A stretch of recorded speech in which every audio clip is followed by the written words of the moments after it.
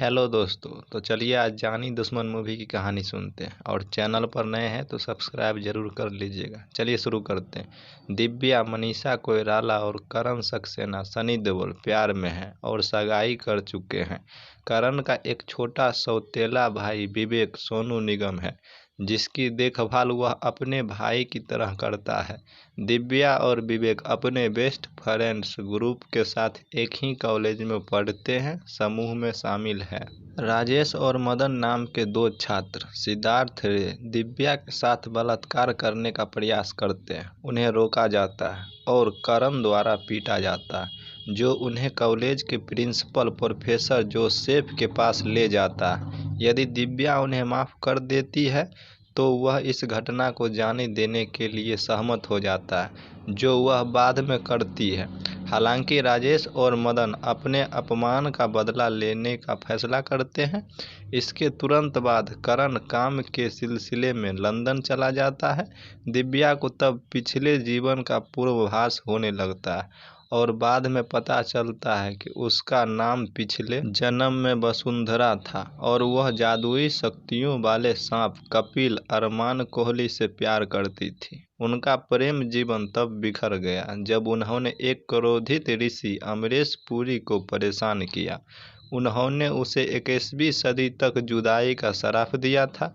कपिल को 21वीं सदी तक तपस्या करनी पड़ी, जब वसुंधरा का दिव्या के रूप में पूर्ण जन्म होगा।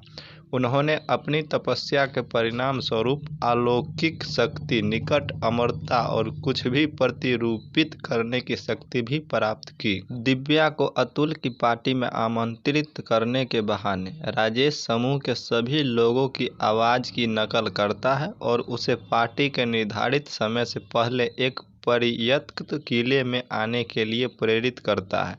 दिव्या आती है जहां राजेश और मदन द्वारा उसके साथ बेरहमी से बलात्कार किया जाता है, जिससे उसे खुद को मारने के लिए प्रेरित किया जाता है। दिव्या के दोस्त आते हैं और वह उन्हें यह सोचकर कोसती है कि वे बलात्कार में शामिल थे। कपिल को उसकी मौत का पता चलता है और वह समूह में सभी से बदला लेने का वादा करता है। नतीजा पर मदन उसी रात कपिल द्वारा मारा जाता है। इस बीच दिव्या एक आत्मा के रूप में सिमट जाती है, जो मानव शरीर में प्रवेश करती है और अपनी इच्छा के अनुसार उन्हें नियंत्रित कर सकती है।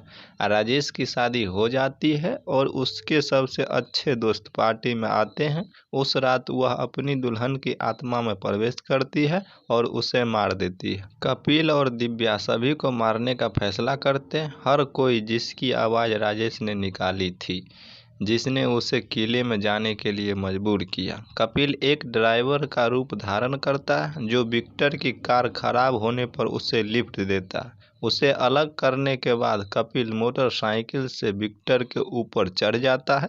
वह लोनावाला में विक्टर का प्रतिरूपण करने वाली पार्टी में जाता है और अब्दुल को बिजली से मार डालता है। अतुल और उसके दोस्त अपने प्रिंसिपल जोसेफ राज बब्बर की मदद से परमाणु विज्ञान के प्रोफेसर दिव्या के भूत को बुलाते हैं। वे दिव्या के साथ तर्क करने की कोशिश करते हैं, यह समझाते हुए कि शुरू में मना करने के बाद उन्होंने उसे किले में कभी नहीं बुलाया। हालांकि उनकी मासूमियत पर विश्वास करने से इनकार कर देती है। प्रिंसिपल समूह को उच्च शक्तियों के साथ हार देता है और उन्हें आश्वासन देता है कि जब वे हार पहन रहे हों तो अलौकिक शक्तियों द्वारा उन्हें नुकसान नहीं पहुंचाया जा सकता है।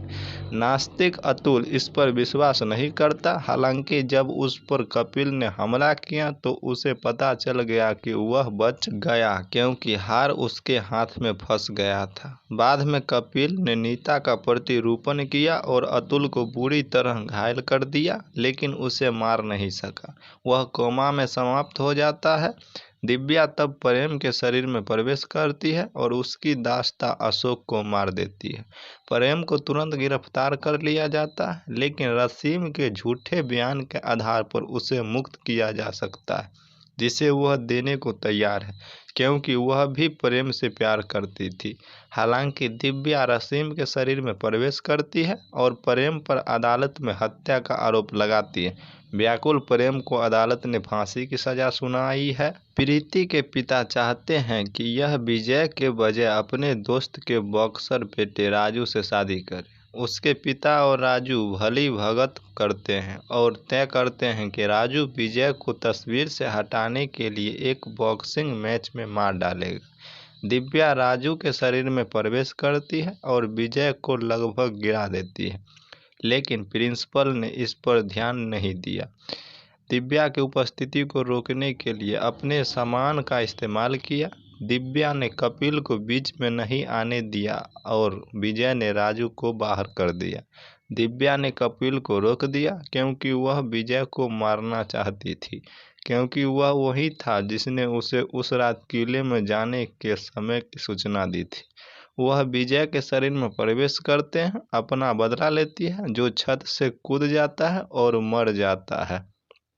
उसके सभी दोस्तों की मौत विवेक को डराती है, जो करण को उसकी रक्षा के लिए मुंबई लौटने के लिए कहता है। करण के घर पहुंचने से पहले कपिल ने उसका प्रतिरूपण किया और विवेक को चाकू मार दिया, लेकिन उसे मार नहीं सका। विवेक द्वारा छुरा घोंपने का आरोप लगाने के बाद कपिल भाग जाता है और भ्रमित करण को गिरफ्तार कर लिया जाता है। अतुल कोमा से बाहर आता है और विवेक के साथ अस्पताल से भाग जाता है, जो उसी अस्पताल में कपिल को मारने के लिए ठीक हो जाता है। विवेक को बचाने की कोशिश में अतुल को कपिल ने चाकू मार दिया। कपिल फिर विवेक के पीछे जाते हैं। अतुल कपिल को नष्ट करने या विवेक के जीवन को बचाने में असमर्थ है। प्रिंसिपल के पास जाता है और उससे विवेक की जान बचाने के लिए विनती करता है। अतुल तब अपनी चोटों से खून की कमी के कारण मर जाता है। करण पुलिस लॉकअप से बाहर आता है और कपिल को विवेक को मारने से रोकने के लिए आता है।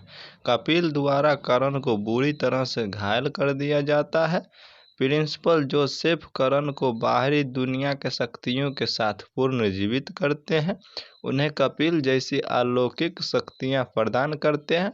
करण आखिरकार कपिल को मार देता है। विवेक और करण विवेक के सबसे अच्छे दोस्तों में से एकमात्र जीवित बचे। स्वर्ग में फिर मिले कपिल और वसुंधरा।